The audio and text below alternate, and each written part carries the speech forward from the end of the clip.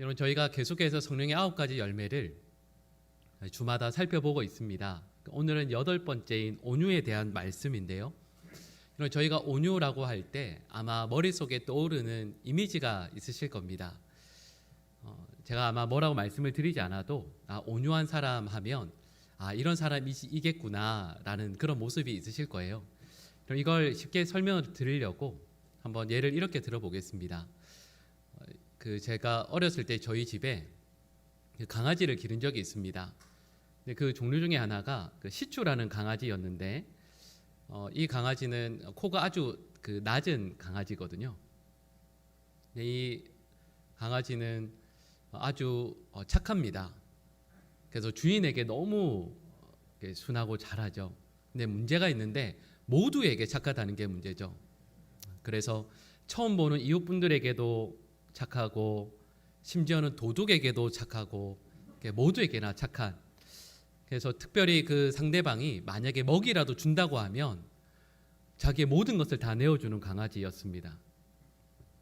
근데 여러분, 이런 경우에 화도 낼 줄 모르고 늘 착하고 순한 이런 강아지를, 이런 모습을 저희가 성경에서 말씀하고 있는 온유라고 생각하기 쉬운데요, 여러분, 실은 그렇지 않습니다. 제가 방금 말씀드렸던 이 강아지의 모습은 온유함이 아니라 성경의 표현대로 하자면 온순함입니다. 반대로 제가 지난주에 충성에 대한 말씀을 하면서 진돗개에 대한 말씀을 잠깐 드렸었는데, 예를 들면 진돗개도요, 주인에게는 참 착하지 않습니까? 주인의 손짓에 또 주인의 명령에 잘 따르죠. 주인에게 모든 것을 다 내어줄 듯이 그렇게 합니다. 근데 그런 진돗개가 예를 들면 주인의 어떤 사명을 맡기게 되었을 때, 아니면 주인이 어떤 누군가에게 위협을 받고 있을 때에는 그 순했던 진돗개가 맹견이 됩니다. 여러분, 이걸 성경에서 말씀하고 있는 온유라는 개념에 훨씬 더 가깝습니다. 그러니까 온유라는 개념은 모두에게 착하고 모든 순간에 늘 웃고 있는 것이 아니라, 여러분, 이 온유라는 개념을 실은 신약 성경에서 말씀하고 있는 개념과 연결을 해보면 이렇게 설명을 드릴 수가 있습니다. 여러분, 벌판을 달려가고 있는 야생마가 있다고 생각해 보십시오. 근데 그 야생마를 누군가가 잡아서 이제 길들이게 되죠.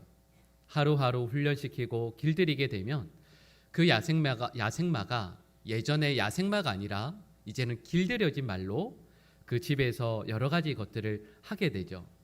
근데 여러분, 이렇게 훈련을 받아서 주인의 손길에, 조련사의 손길에 의해서 훈련받아서 분명히 야생마였던 그 에너지와 힘을 그 속에 가지고 있으나 그것들을 다 내려놓고 순해지게 된 실은 그 야생마를 신약 성경에서 뭐라고 말씀하고 있냐면 바로 그 모습이 온유라고 이야기합니다.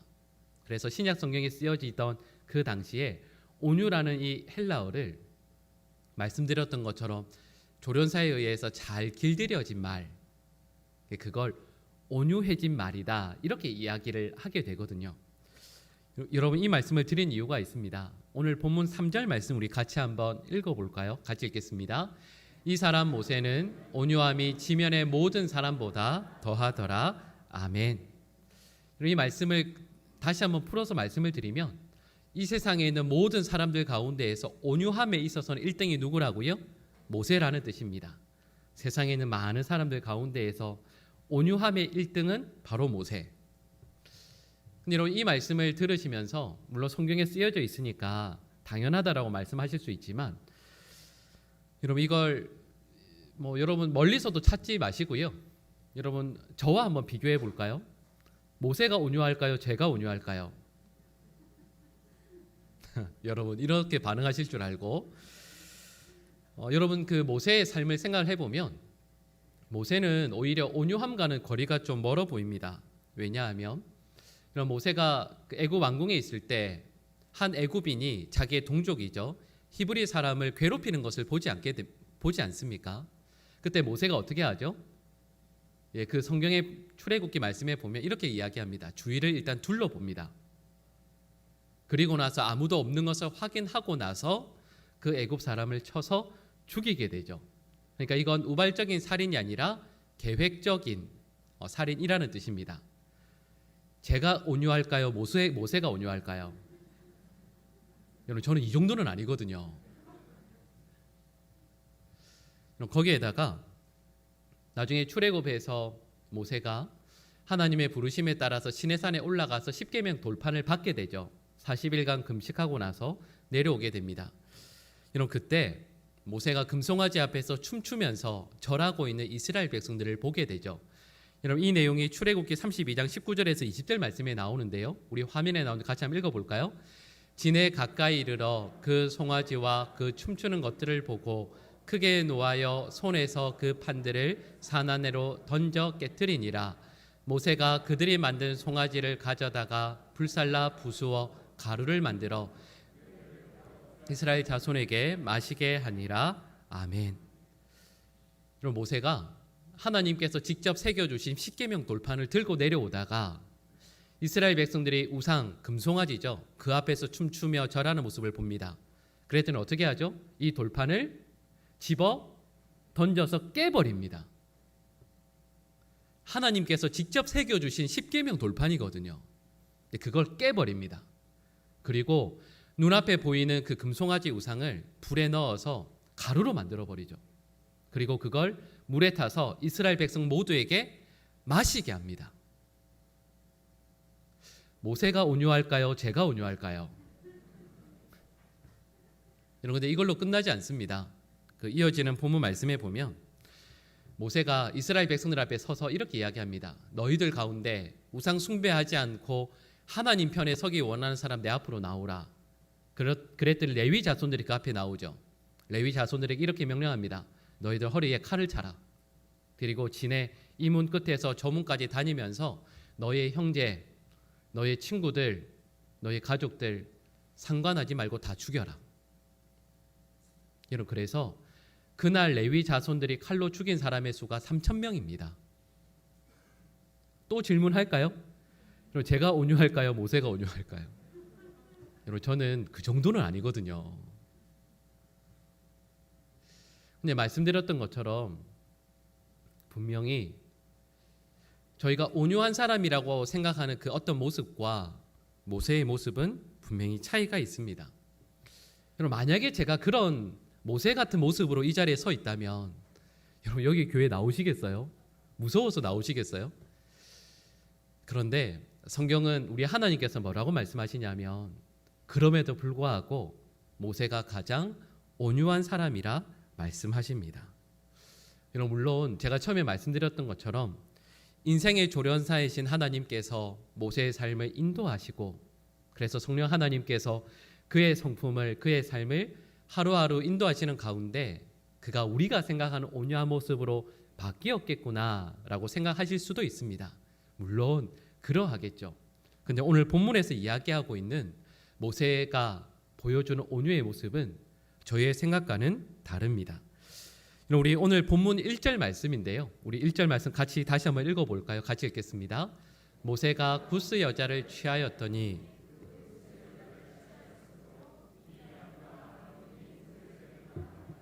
아멘. 이 말씀에 보시면 모세가 한 구스 여인과 결혼을 하게 되었다 이렇게 말씀하고 있습니다. 여러분, 여기에서 말씀하고 있는 구스라는 곳이 다른 곳이 아니고요. 우리가 잘 알고 있는 지금의 에티오피아입니다.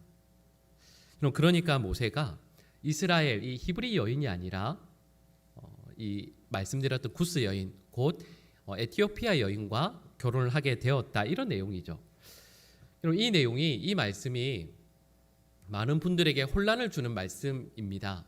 그래서 신학자들도 이 말씀에 대해서 크게 의견이 갈리게 되는데 크게는 두 가지를 말씀드릴 수 있습니다. 두 가지 의견인데요. 대부분의 분들이 지지하는 의견은 모세의 첫 번째 아내 이름이 뭐냐면 십보라이지 않습니까? 십보라가 광야에서 죽게 되었고 십보라가 죽으니까 모세가 두 번째 부인을 많은 사람들 가운데에서 에티오피아 여인과 다시 재혼을 하게 되었다 이렇게 받아들이는 견해가 실은 대부분입니다. 그래서 많은 목사님들께서 설교하시거나 또 신학책을 본다 할지라도 이런 의견이 주로 나와 있습니다. 근데 이와 함께요, 두 번째 다른 의견이 하나 있습니다. 그게 무엇이냐면 여기에서 말씀하고 있는 이 구스 여인이 다른 사람이 아니라 바로 십보라라는 의견입니다. 왜냐하면 하박국 3장 7절 말씀을 보시면 여기 나오는 이 구스라는 지명, 구스라는 곳과 미디안이라는 이 지명을 같은 뜻으로 해석하고 있거든요. 그러니까 하박국 3장 7절 말씀에서 구스가 곧 미디안으로 받아들이는 그 당시에 이스라엘 백성들의 생각도 있었다라는 뜻입니다. 그리고 이 구스라는 단어를 히브리어 원어로 해석을 할 때 어떤 성경에서는 이티오피아로 받아들이는 경우도 있지만 아람어로 된 성경에서는 어떻게 받아들이냐면 아름다운 이렇게 해석을 합니다. 그러니까 이런 것이죠. 제가 두 번째로 말씀드렸던 의견을 쉽게 말씀드리면 이렇습니다. 모세가 십보라라는 미디안 여인과 결혼했습니다. 네, 여러분 질문해 볼까요? 이스라엘의 영적인 지도자는 아내를 고를 때 미모를 봐야 될까요? 내면의 아름다움을 봐야 될까요? 그죠? 이런 거죠. 그러니까 지금 모세의 누이와 모세의 형이 그리고 사람들이 비난하고 있는 내용은 아니 네가 모세인데 이스라엘의 지도자인데 어떻게 부인을 아름다움만 보고 고를 수가 있냐? 우리가 볼 때 너의 아내 십보라가 여기 있는 모든 여인들 가운데서 가장 아름다운 것은 분명하나 어떻게 네가 이스라엘의 지도자가 아내를 고를 때 외적인 아름다움만 보고 결혼하냐? 이건 덕이 되지 못한다 라면서 모세를 비난한 거죠. 말씀드렸던 것처럼 모세를 지금 비난하고 있는 사람은 두 명입니다. 모세의 누이인 미리암과 모세의 형인 아론이죠. 그런데 이것은 단순히 모세의 가족들이 비난한다라는 의미를 뛰어넘습니다. 왜냐하면 모세의 누이인 미리암은 이런 출애굽기 15장 말씀을 보시면 하나님의 말씀을 대언하는 여자 선지자로 나오거든요. 그리고 모세의 형인 아론은 직분이 뭐였죠? 대제사장이거든요. 그러니까 모세의 입장에서 볼 때 지금 자기의 형과 누이에게 이렇게 비방을 당하고 있는 것은 참으로 어렵고 힘든 상황이라 말할 수 있습니다. 이럴 때 오늘 저희가 1절부터 3절까지 말씀을 읽었는데 4절 이후의 내용을 보시면 그 다음에 이어지는 내용이 이렇게 됩니다. 하나님께서 모세뿐만 아니라 아론과 미리암을 불러내십니다. 그리고 아론과 미리암을 책망하시죠. 왜 모세에게 이렇게 하였느냐? 그리고는 모세의 누이 미리암이 나병에 걸리게 합니다. 제가 방금 말씀드린 내용도 좀 이상하지 않으세요? 왜냐하면 분명히 비방했던 건 누구죠? 미리암과 아론인데 하나님께서 나병에 걸리게 한 사람은 누이 미리암만 걸리게 하시거든요. 그래서 어떤 분들은 아니 이거 여성을 차별하는 것이 아닌가라고 하시는 분도 있지만 오늘 본문 1절 말씀에 비방하였다라는 이 동사의 주어가 저희 한글에서는 나타나지 않지만 히브리어 원어로 보면 여성형 단수입니다. 동사의 그 모습이요. 그러니까 이 말은 이런 거죠. 지금 모세를 비방한 사람은 누이 미리암입니다.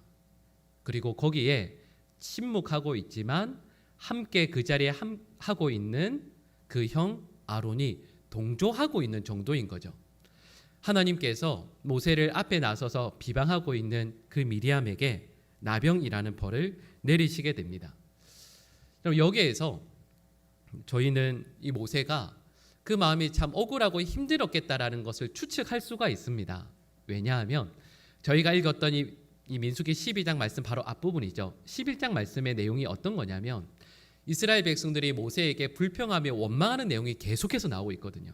어떤 내용이냐면 야 우리를 왜 애굽에서 끌어왔냐? 광야에 와서 보니까 먹을 것도 없고 마실 물도 없다. 고기 먹고 싶은데 고기도 없다. 우리한테 왜 이렇게 하냐? 우리 너무 힘들어서 죽겠다라는 말을 모세에게 시도 때도 없이 계속하고 있는 겁니다. 우리 사람이 그렇잖아요. 예를 들면 여기 우리 많은 성도분들이 계신데 여러 성도분들 가운데서 만약에 99%가 만약에 저를 좋아해 주신다고 해도 만약에 1%가 저를 미워하고 싫어하신다고 하면 우리 사람 마음이 그렇잖아요. 좋아해 주시는 99%가 아니라 1% 때문에 마음이 상하는 게 실은 우리지 않습니까? 근데 지금 모세는 모든 사람들이 다 모세를 원망하고 있거든요. 그러니까 모세의 마음이 너무 괴롭겠죠. 근데 여러분, 여기에서 끝나는 게 아닙니다. 그래서 그 아픈 마음을 부둥켜 안고 자기의 장막으로 돌아왔는데, 거기에 내 사랑하는 형, 내 사랑하는 누이가 모세를 공격하기 시작하는 겁니다. 이것만으로도 마음이 너무 아프죠. 근데 좀 전에 말씀드렸던 것처럼 여러분, 미리암과 아론은 그저 모세의 형, 모세의 누이가 아니라 이스라엘의 영적인 지도자들입니다. 모세와 같이 이스라엘을 이끌어가던 사람인데, 그러니까 지금 가장 마음이 상하고 힘든 모세의 마음을 알아줄 분은 누구죠? 실은 이 두 분이잖아요. 근데 이 두 분이 오히려 그 앞에 공개적으로 나서서 모세를 비방하고 있습니다. 그러면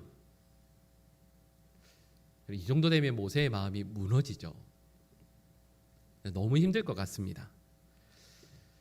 그런데 여기에서 모세가 서운하다는 감정을 표현하는 것뿐만 아니라 나름대로 모세의 형 그리고 누이에게 말할 수 있는 명분도 있습니다. 여러분, 제가 아까 두 가지 예를 말씀을 드렸는데, 견해를 말씀을 드렸는데, 만약에 여기서 말씀하고 있는 구스 여인이 자기의 아내 시보라라고 한다면 여러분, 분명히 할 수 있는 말이 있지 않습니까? 하나님께서 나의 걸음을 광야로 인도하셨고 또 거기에서 미디안 족속들을 만나게 하셔서 지금의 아내와 결혼하게 하셨습니다. 이건 제가 단순히 선택한 것이 아니라 하나님께서 저의 걸음을 인도하신 것이라 말할 수 있지 않습니까? 게다가 만약에 양보해서요, 아내 시보라가 먼저 죽고 두 번째 아내로 이티오피아 여인을 얻게 되었다면, 여러분, 이것도 아내가 죽고 나서 두 번째로 아내를 얻게 된 것이니까 이것은 율법이 금하는 것이 아닙니다. 게다가 여러분, 저희도 생각하는 것처럼 왜 모세가 에티오피아 여인과 결혼을 했을까라고 생각할 수 있지만, 성경이 금하는 것은 단순히 이방 여인과 결혼하는 것이 아닙니다. 성경이 금하는 것은 무엇이냐면 가나안 땅에 들어가서 가나안 여인과 결혼하는 것을 금한 것이죠. 오히려 지금 이 이티오피아 여인은 이스라엘 백성들이 애굽에서 하나님을 믿는 믿음을 붙들고 광야로 출애굽해 올 때 함께 따라온 사람이지 않습니까? 애굽에서 노예 생활을 하다가 여호와 하나님을 믿는 믿음을 붙들고 함께 따라온 사람이니까, 그리고 오히려 많은 이스라엘 백성들 가운데에서 오히려 히브리 여인들보다 모세의 마음을 더 이해하고 또 오히려 믿음 가운데 바르게 서 있는 사람일 수도 있으니까요. 그런 내용들을 모세가 자기의 형 아론 그리고 누이 미리암에게 피를 토하듯 말할 수 있지 않겠습니까? 우리 같으면 그렇게 했겠죠. 그런데 저희가 읽었던 이 민수기 12장 말씀을요, 1절부터 마지막 16절까지 말씀을 쭉 읽어보시면 모세가 항변하는 내용이 한 절도 없습니다. 모세는 침묵합니다. 모세는 한마디도 말하지 않습니다. 그런데 모세가 유일하게 말하는 절이 딱 한 절 있습니다. 민수기 12장 13절 말씀을 보시면 모세가 하나님 앞에서 하나님, 저의 누이 미리암을 고쳐주십시오라고 중보기도하는 내용만 있습니다. 이상하죠? 우리 같으면 따질 법도 한데, 나에게 있는 서운한 마음을, 상한 감정을 드러낼 법도 한데, 모세는 그 가운데에서 침묵합니다. 자, 그럼 여기에서 우리가 이런 질문을 해야죠.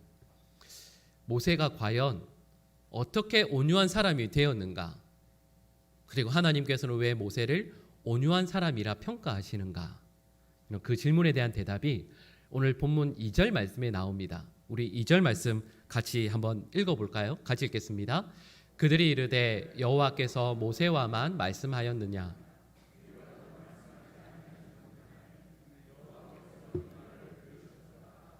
아멘. 자, 여러분, 이 2절 말씀 다시 한번 눈으로 보시겠어요? 이 2절 말씀을 보시면 모세가 왜 온유한 사람인지가 나옵니다. 근데 2절 말씀을 보셔도 잘 모르시겠죠. 여러분, 이 2절 말씀 후반부에 보면 실은 너무도 당연한 말씀이 나옵니다. 후반부에 보면 이렇게 말씀하죠. 여호와께서 이 말을 들으셨더라, 이 말씀이 나옵니다. 여러분, 이 말씀 이상하지 않으십니까? 자, 다시요. 여러분, 어제 여러분들께서 가정에서 가족들과 함께 나눈 이야기를 여호와 하나님께서 들으셨을까요? 못 들으셨을까요? 인정하기는 조금 힘들지만 하나님께서 다 들으셨겠죠. 오늘 아침에 일어나셔서 가족들과 함께 혹은 교회로 오시면서 아니면 교회에서 누군가와 나눈 이야기들 하나님께서 들으셨을까요? 못 들으셨을까요? 다 들으셨습니다. 여러분, 이건 말할 필요가 없죠. 당연한 거죠. 그런데 오늘 본문 2절 후반부에 보시면 이 당연한 이야기를 하고 있습니다. 왜 그럴까요? 이렇게 말씀드릴 수 있습니다. 지금 모세는 누이와 형의 이야기를 비난을 듣고 있습니다. 그럼 모세의 귀에 가장 먼저 들리는 건 누구의 말일까요? 당연히 말씀드렸던 것처럼 모세를 비방하고 있는 형과 누나의 비난의 말이 아니겠습니까? 그런데 오늘 본문 2절이 뭘 말씀하고 있냐면 모세가 그 말을 먼저 듣고 있는 것 같죠? 아니요. 모세는 누나와 형의 비난의 말을 먼저 듣는 게 아니라 하나님께서 이 모든 말씀을 듣고 있다라는 걸 알고 있다라는 뜻입니다. 여러분, 이 말은 정말 중요한 의미가 있습니다. 여러분, 옆에 있는 누군가가 우리를 향해서 칭찬의 말을 건네기도 하고 일상적인 대화를 건네죠. 그리고 그 말을 들으면서 우리는 어떤 생각을 하고 어떤 감정을 갖게 됩니다. 그런데 우리가 듣는 것, 보는 것, 느끼는 것, 오감이라고 그러죠. 그것들보다 모세에게 가장 먼저 와닿는 감각이 뭐냐 하면 하나님께서 이 모든 것들을 듣고 계시고 알고 계시고 보고 계시다라는 겁니다. 그러니까 하나님께서 이 모든 말씀을 듣고 계시니까 여러분, 이것 다음에 모세의 형 혹은 누나 혹은 어떤 사람들이 이야기하는 것이 그 다음에 나에게 들어오는 겁니다. 여러분, 이건 엄청난 차이죠. 세상의 모든 사람들은 누군가의 이야기를 들으면 기분이 좋아집니다. 또 기분이 나빠지죠. 슬퍼집니다. 우리에게 일어나는 어떤 일 때문에 마음이 너무 괴롭습니다. 그런데 오늘 본문 말씀에 나오는 하나님께서 온유한 자라 말씀하시는 그 모세는 나에게 일어나는 어떤 일 혹은 누군가가 나에게 하는 그 말보다 더 나에게 와닿아 있는 그 감각, 내가 고백하는 내용이 하나님께서 먼저 다 듣고 계신다. 다 보고 계신다. 하나님께서 알고 계신다라는 겁니다. 여러분, 그리고 하나님께서 이 모든 것들을 듣고 계시고 알고 계신다라는 걸 인정하는 그 사람을 하나님께서는 다른 그 어떤 누구보다도 온유하다라고 말씀하시는 거죠. 여러분, 그러니까요. 여러분, 온유라는 것이 신약 성경에서는 이렇게 말합니다. 처음에 말씀드렸던 것처럼 야생마와 같은 나의 본성을 나의 주인 되시는 하나님께서 조련해 주시는 것. 그래서 내 속에 화나 분노는 에너지는 그대로 있지만 그것들을 하나님의 이끄시는 손길에 따라서 조절하게 되는 것. 여러분, 그게 신약 성경에서 말씀하고 있는 온유라는 것인데, 여러분, 이 온유를 구약 성경에는 뭐라고 말씀하시는지 아십니까? 여러분, 구약 성경에서는 이 온유를요, 다른 말로 하면 겸손, 비천, 낮음 이렇게 말합니다. 여러분, 근데 이 두 가지가 서로 연결이 안 될 것 같지 않습니까? 근데 이것이 연결되는 이유가 있습니다. 말씀드렸던 것처럼 온유라는 것은 내 눈앞에 서 있는 그 사람보다, 내가 그 사람 앞에 서 있다는 것보다 하나님 앞에 서 있다라는 걸 먼저 인정하는 겁니다. 그 사람이 나에게 말을 하기보다 하나님께서 먼저 그 말을 듣고 있다라는 걸 인정하는 겁니다. 그런데 그 하나님께서 거룩하시고 능력이 있으시고 이 세상의 창조주이심을 인정하는 것이 믿음 아닙니까? 근데 그 하나님 앞에 우리가 서 있으니 마땅히 낮아지고 겸손해지고 비천해지는 것 아니겠습니까? 그러니까요, 온유라는 것은 나를 지으신 나의 주인 되시는 그 하나님 앞에서 바르게 서 있는 것, 나를 둘러싼 그 어떤 사람, 어떤 일보다 내 앞에 서 계신 하나님을 가장 먼저 인정하고 느끼고 고백하는 것. 그 다음에 나에게 들려지는 어떤 말들을 판단하고 나에게 이루어지는 어떤 일들을 받아들이게 되는 것. 이것이 바로 온유한 사람이라 말씀하시는 겁니다. 그러니까요, 모세는 누군가가 나를 아무리 비난해도 혹은 아무리 칭찬해도 내 곁에 있는 어떤 일이 행복한 일이 일어나도 그것 때문에 가장 바닥에 내려갔다가 가장 높은 곳으로 올라가는 것이 아니라 그 가운데 변함없이 나와 함께 하시는 하나님을 가장 먼저 인식하는 것. 그래서 하나님께서는 모세를 가장 온유한 사람이라 말씀해 주시는 겁니다. 그래서 실은 이 내용이 저희가 읽었던 본문 말씀 그 다음 내용에 계속해서 나옵니다. 여러분, 그 예로요, 우리 민수기 12장 8절 말씀 우리 같이 한번 보실까요? 우리 노란색으로 되어 있는 부분만 같이 한번 읽어보겠습니다. 그와는 내가 대면하여 명백히 말하고 은밀한 말로 하지 아니하며 그는 또 여호와의 형상을 보거늘. 아멘. 자, 여러분, 여기에서 모세가 여호와의 형상을 본다 이렇게 말씀하고 있습니다. 자, 여러분, 질문해 볼까요? 하나님을 보면 죽어요, 살아요? 죽죠. 여호와의 형상을 보면 원래는 죽습니다. 그런데 모세는 여호와의 형상을 늘 보죠. 왜 그럴까요? 여호와의 형상을 보면 죽는 것이 당연한데 여호와의 형상을 늘 본다라고 말씀합니다. 왜 그럴까요? 말씀드렸던 것처럼 모세는 나를 둘러싼 누군가의 말보다, 누군가의 행동, 누군가의 모습보다 여호와 하나님의 형상이 나에게 가장 먼저 와닿는 것이기 때문입니다.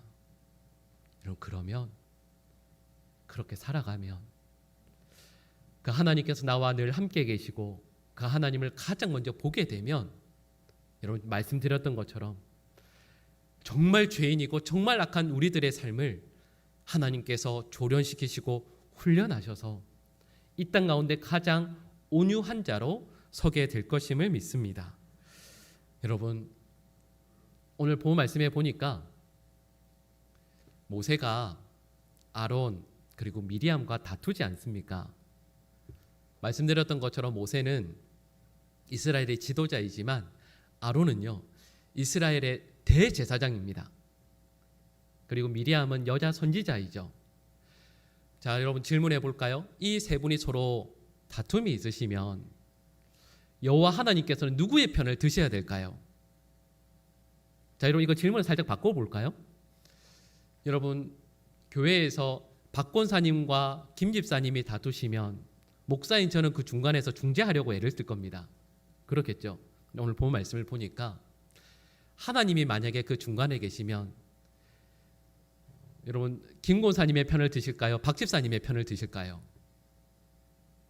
중재하시는 것 같지는 않죠. 여러분, 근데 오늘 말씀을 보면 하나님께서는 온유한 자의 편을 드십니다.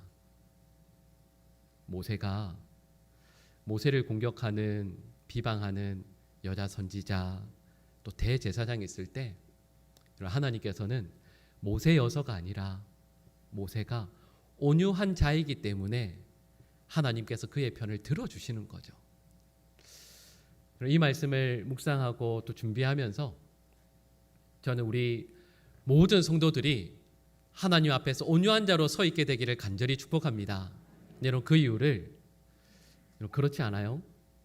살다 보면 누군가가 내 곁에 편을 들어주고 또 그래서 그게 위로가 되고 힘이 될 때도 있지만 여러분, 우리 그것도 알죠?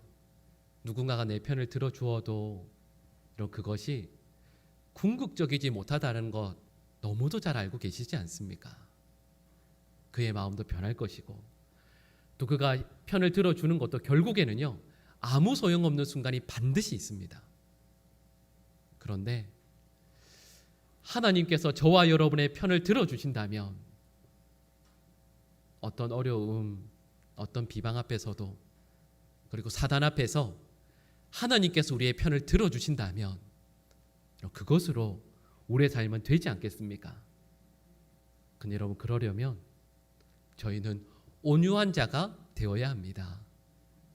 성령께서 우리를 이끌어 가실 때 그 이끄심에 기꺼이 따라가서 저희가 계속해서 나누고 있는 성령의 열매들을 순간순간 맺어 나가야 되죠. 근데 여러분, 온유의 열매를 맺기 위해서는 지금 우리가 보는 것, 우리가 듣는 것, 우리가 느끼는 것, 그 모든 것의 가장 우선순위가 우리 하나님이셔야 합니다. 여러분, 그러면 모세가 그러했던 것처럼 저희들 또한 아름다운 온유의 열매를 맺게 될 줄로 믿습니다. 우리 사랑하는 모든 성도들이 아름다운 온유의 열매를 주렁주렁 맺어 나가고, 그래서 하나님께서 우리 편에 서는 것을 기뻐하시는 사랑하는 모든 주의 백성들 될 수 있기를 간절히 축복합니다. 기도하겠습니다. 사랑의 하나님, 저희의 곁에 저희의 남편, 저희의 아내, 혹은 부모님이나 자녀들이 서 있습니다. 그것 때문에 너무 감사하고 기쁠 때가 많이 있습니다. 그러나 주님, 이 시간 다시 한번 저희가 간절히 소원하는 것은 그 누구보다, 그리고 그 어떤 사건, 어떤 일보다 우리의 하나님이 가까이 느껴질 수 있도록 역사하여 주시옵소서.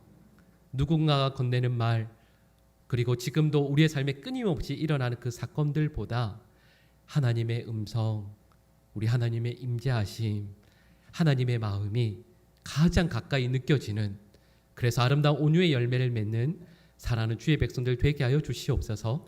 이 모든 간구를 예수님의 이름으로 기도드립니다. 아멘.